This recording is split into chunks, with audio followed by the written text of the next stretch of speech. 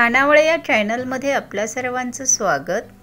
तर आज आपण बनवणार आहोत आमरस आणि शेवाळ्याचा भात। अशा साध्या सोप्या स्वादिष्ट रेसिपीसाठी खानावळ चॅनलला सबस्क्राइब करा आणि रेसिपी आवडली तर लाईक पण करा।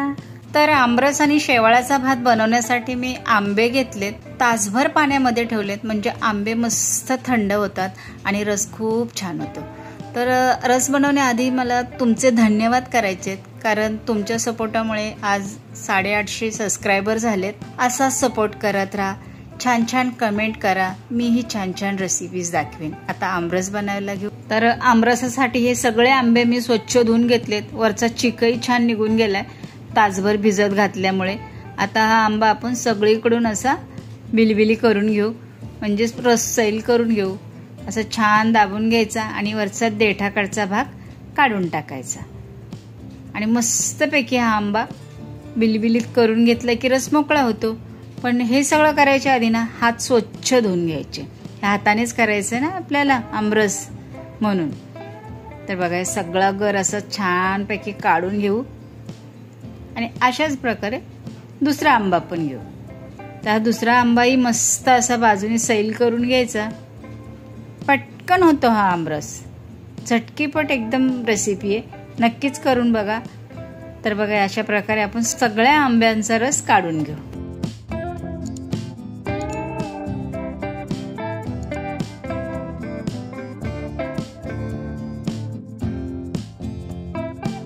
आता या कोईंचा पण आपण असंच गर काढून घेऊ।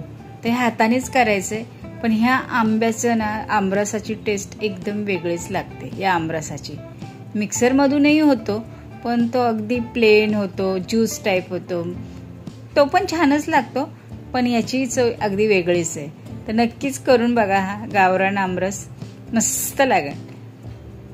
तर अशा प्रकारे आपण सगळ्या कोईंचा गर काढून घेऊ हाताने। आता हे जे साल ही कोय आहे ना, तर ही मी एक कोय बाजूला ठेवते, नंतर सांगते तुम्हाला त्याचं काय करायचंय। आणि ह्या साल सगळ्या अशा उघडून सगळ्या अशा साली मोकळ्या करायच्या आणि ह्याच्यामध्ये थोडंसं पाणी घालायचं।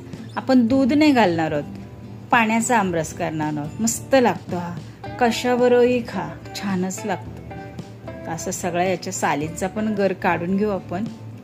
बघा अशा प्रकारे सगळ्या सालींचा गर काढून घेऊ, अजिबात म्हणजे वाया जाणार नाही आंबा।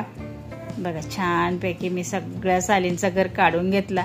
आता कोईंचाही राहिलेला गर काढून घेते। तर कोणी कोणी खाल्लाय बरं हा असा आमरस, मला कमेंटमध्ये नक्की सांगा।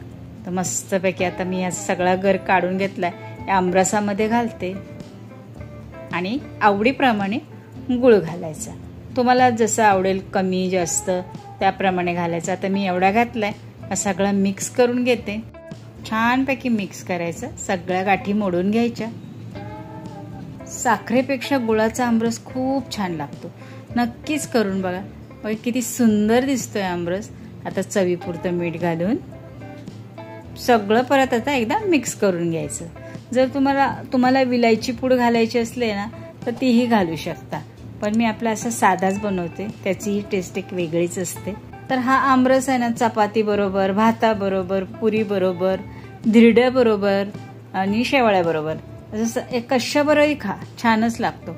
तर तुम्हाला यापैकी कुठल्या रेसिपी बघायची असेल ना, कशाबरोबर आवडेल तुम्हाला आमरस खायला, तर ते मला कमेंटमध्ये नक्की सांगा, मी तीही बनवण्याचा प्रयत्न करेन। तर आता यामध्ये आपण तर ही कोई ठेवली होती ना, ही कोई घालूया। त्या कोईमुळे काय होतं, थोडा जास्त वेळ आमरस असाच राहतो, काळा पडत नाही। काही वेळ तरी थोडासा असा राहतो, काळा पडत नाही, म्हणून ही कोय घालायची। पूर्वी ना असेच घालायचे कोय आमरस झाल्यानंतर जेवायला येईपर्यंत। तर आता आपण शेवाळ्याचा भात बनवूया। शेवाळ्याचा भात बनवण्यासाठी आपण 2 ग्लास टोपामध्ये पाणी घेतलंय। पाणी छान उकळलं की त्यामध्ये थोडंसं तेल घालायचं, अगदी थोडीशी तेलाची धार, त्याच्यामुळे शेवाळ्या चिटकत नाहीत, आणि थोडंसं मीठ। मस्त लागतात, मग टेस्टी शेवाळ्या लागतात। तर आता ह्या शेवाळ्या आहेत ना आपण घरीच केलेल्या आहेत, गव्हाच्या पिठाच्या, मस्त लागतात ह्या शेवाळ्या। तर नक्कीच तुमच्याकडे शेवाळ्या असल्या ना तर ह्या आमरसासाठी करून बघा तुम्ही, आमरसासोबत खा, खूप मस्त लागतात। तर आता या गरम पाण्यामध्ये शेवळ्या घालून परत अशी छान उकळी काढून घ्यायची. बघा अगदी सुटसुटीत झाल्यात शेवळ्या. थोडंसं जास्त पाणी ठेवायचं म्हणजे मग लगदा होत नाही शेवळ्याचा, चिटकत नाही. आता 1-2 मिनटं शेवळ्या छान शिजल्यानंतर त्या लगेच शिजतात, पातळ असतात ना म्हणून. बघा लगेच शिजल्या.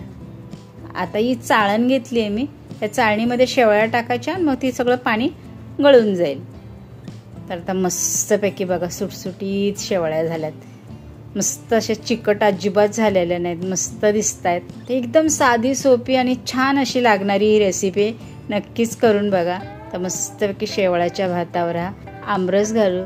आमरसही छान झालाय, जास्त पातळही नाही आणि घट्टही नाही, असंच करायचं आमरस. तर बघा किती सुंदर दिसतोय आमरस. तर आता हा मस्तपैकी आमरस आणि शेवळ्याचा भात झालेला आहे आणि खाण्यासाठी तयार आहे.